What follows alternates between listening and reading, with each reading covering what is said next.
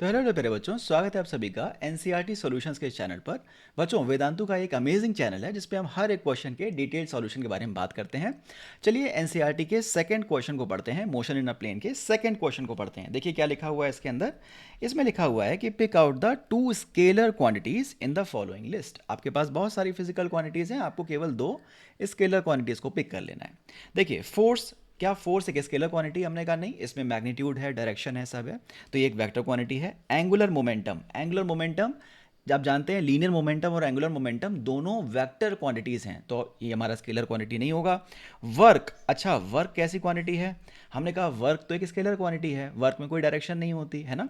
Work क्या होता है? हमने कहा एफ डॉट डी, दो वेक्टर्स का डॉट प्रोडक्ट है, ये एक स्केलर क्वांटिटी होगा, तो वर्क हमारा स्केलर हो गया। करंट, करंट में भी भैया कोई डायरेक्शन नहीं होती है ना, करंट में भी कोई डायरेक्शन नहीं होती, तो करंट भी एक स्केलर क्वांटिटी है। लीनियर मोमेंटम, तो मैंने बताया आपको लीनियर और एंगुलर दोनों मोमेंटम वेक्टर क्वांटिटीज़ हैं, तो ये नहीं आंसर हो सकता। ठीक है। इलेक्ट्रिक फील्ड, इलेक्ट्रिक फील्ड में डायरेक्शन भी होती है, मैग्नीट्यूड भी होता है। इलेक्ट्रोस्टैटिक्स में आपने पढ़ा होगा, अगर नहीं पढ़ा है तो आप आगे ट्वेल्थ के फर्स्ट चैप्टर में से पढ़ेंगे। एवरेज वेलोसिटी, अब एवरेज वेलोसिटी भी, जैसे वेलोसिटी इंस्टेंटेनियस वेलोसिटी के बारे में आप बात करते हैं, ये किस वेक्टर क्वांटिटी है, उसी तरीके से एवरेज वेलोसिटी भी एक वेक्टर क्वांटिटी है। आगे बात करेंगे मैग्नेटिक मोमेंट। मैग्नेटिक मोमेंट भी एक वेक्टर क्वांटिटी है बच्चों। जिस तरीके से आप अगर इलेक्ट्रिक डायपोल के बारे में बात करें तो उसका डायपोल मोमेंट एक वेक्टर क्वांटिटी है जिसकी डायरेक्शन नेगेटिव चार्ज से पॉजिटिव चार्ज की तरफ होती है।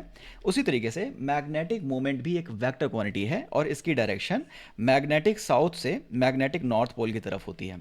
ठीक है। आगे बात करेंगे रिलेटिव वेलोसिटी। तो रिलेटिव वेलोसिटी भी एक वेक्टर क्वांटिटी है। तो यहाँ पर सारी क्वांटिटीज वेक्टर हैं केवल वर्क और करंट को छोड़ करके।